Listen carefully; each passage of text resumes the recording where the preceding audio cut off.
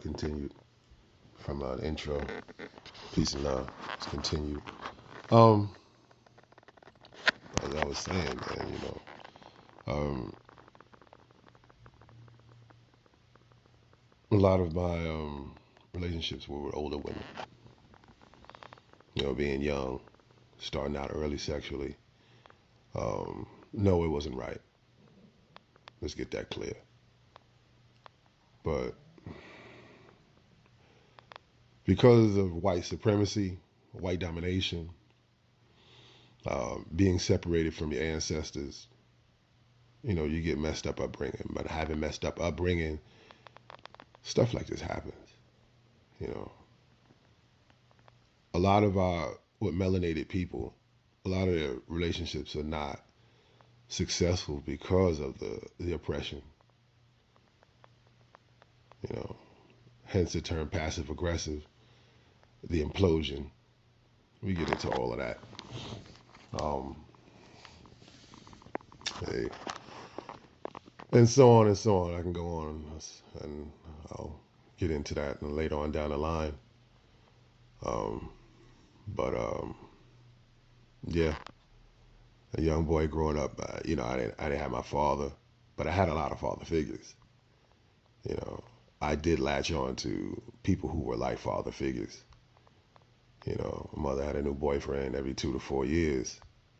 I was always surrounded by like mature men, of that time. Shout out to Mr. Walker, Franklin Walker, and Uncle Frankie, Uncle Jimmy, Uncle Frankie, Uncle Homer. Uncle Homer was one of my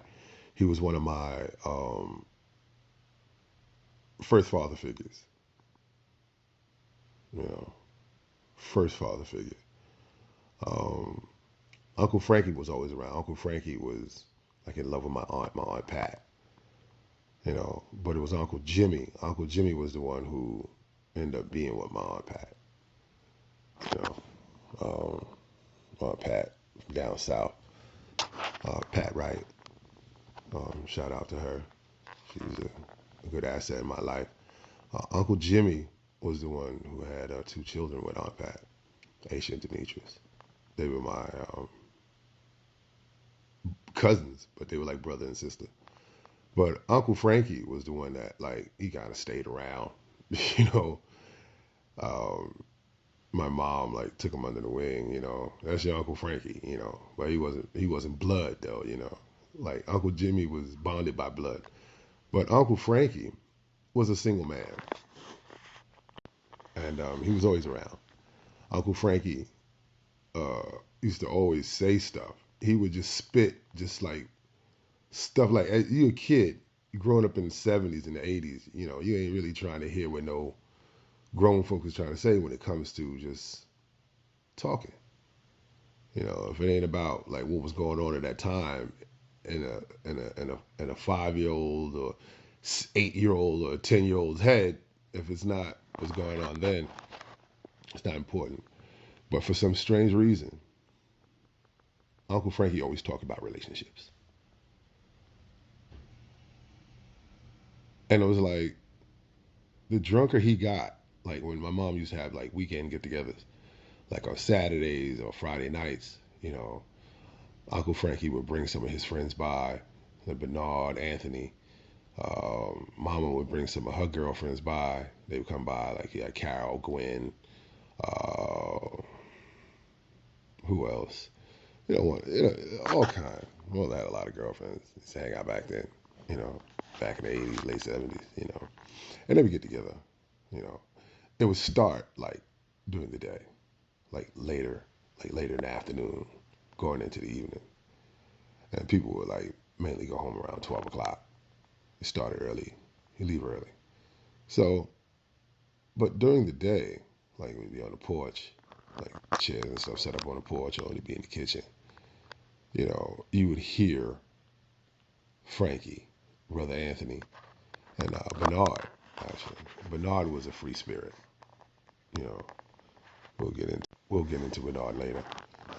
Good guy. Brother Anthony was the square. He was the square base of the square. And what happens with that is he was the cat that had it together. He's a big guy, big teddy bear guy, and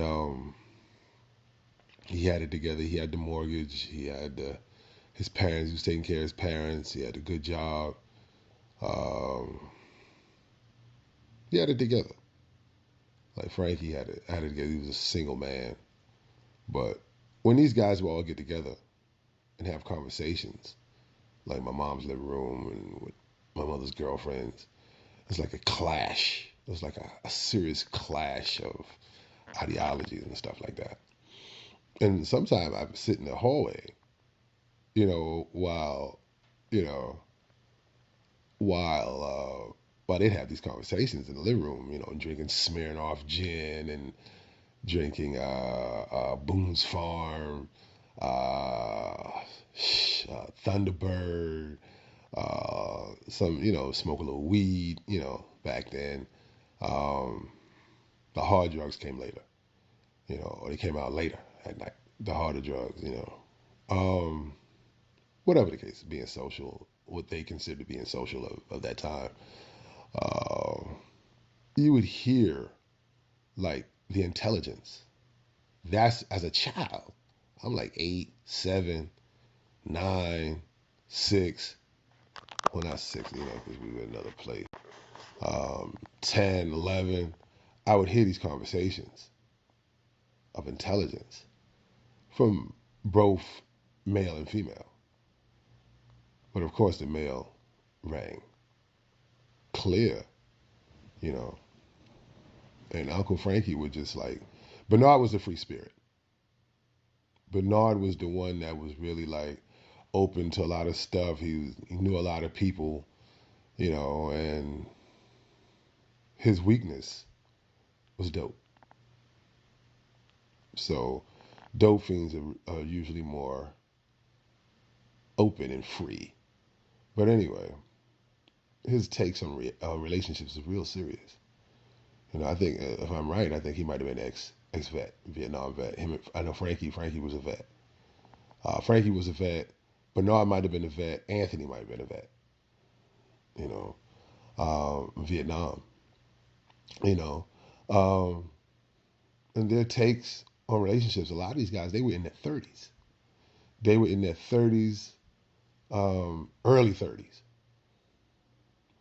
early 30s. You dig? Early 30s. So they were going through it. They were realizing certain things. These were men who made changes in their lives because they were in their 30s and they, see the future, you know, like what I went through. Um, what am I, 47? What I went through, damn, 17 years ago, you know. So, but their relationship stuff was just stellar. And these people, all in the room, they probably all together combined, they probably made like 150,000 combined. You know, um, some cats went to college and stuff like that. Maybe one or two college graduates, a few high school dropouts. But the intelligence was stellar. Brothers always be attracted to intelligence when it comes to a woman. That's all it is, intelligence. Don't be attracted. The body is easy, but the mind, that's what's important. But bringing home, man, relationships between melanated people, man, it really suffers because of white domination or white supremacy. And,